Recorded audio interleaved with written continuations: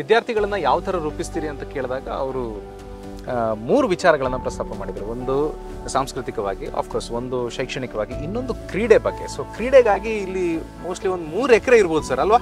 ಇದು ನೋಡಿ, ಮೊದಲು 1 ತಿಂಗಳು 2 ತಿಂಗಳು ಮೊದಲು ಬಂದಿರ್ತಿದ್ರು. ನನ್ನ ಫಸ್ಟ್ ವಿಡಿಯೋದಲ್ಲಿ ಇದೊಂಥರ ಕಲ್ಲಿನ ಕೊಂಪೆ ಇತ್ತು. ಇದೊಂದು ರೀತಿ ದೇವರ ಪ್ರೇರಣೆಯಿಂದ ರೆಡಿ ಆಗಿದೆ ಅಂತ ನನಗೆ ಒಂಥರ ಆಶ್ಚರ್ಯಕರ ರೀತಿಯಲ್ಲಿ ಇದು ರೆಡಿ ಆಗಿದೆ ಸರ್. ಇದ್ರ ಹತ್ರ ಒಂದು 3 ಎಕರೆ ಜಾಗ ಇದೆ. ಇದರಲ್ಲಿ ಇದು ಪೂರ್ತಿ ಕ್ರೀಡೆಗೆ ಮೀಸಲು. ಇಲ್ಲಿ ಎಷ್ಟು ವರ್ಷ ಹೋದ್ರೂ ಇಲ್ಲಿ ಕಟ್ಟಡ ಕಟ್ಟುವಂಥದ್ದು, ಇನ್ನೊಂದು ಎಕ್ಸ್ಪಾನ್ಷನ್ ಮಾಡುವಂಥ ಆಲೋಚನೆ ಇಲ್ಲ. ಕ್ರೀಡೆ ಈ ಶಾಲೆಯಲ್ಲಿ, ರಾಜೇಶ್ವರಿ ಶಾಲೆ ಅಂತ ಹೇಳಿದ್ರೆ, ಅಲ್ಲಿ ಸ್ಪೋರ್ಟ್ಸಿಗೆ ಕೂಡ ಬಹಳಷ್ಟು ಆದ್ಯತೆ ಕೊಡ್ತಾರೆ ಅನ್ನುವಂಥದ್ದು ಸಮಾಜದಲ್ಲಿ ಅನ್ನಿಸ್ಬೇಕು. ಒಬ್ಬ ವಿದ್ಯಾರ್ಥಿ ಅವ ಕಲಿಯೋದ್ರಲ್ಲಿ ಎಷ್ಟೇ ಅದ್ಭುತ ಇರ್ಬೋದು, ಆತ ದಿನನಿತ್ಯ ಆಟ ಆಡಬೇಕು.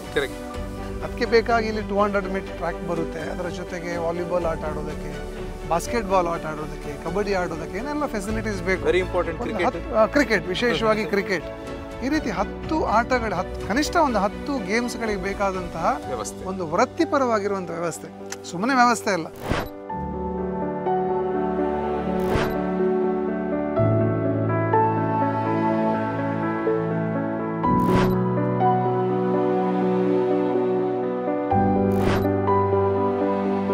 Rajeshwari National School, Residential, Patel Muddana Shetty Campus, Radha Farms, Sanur Village, Karkala, Udupi.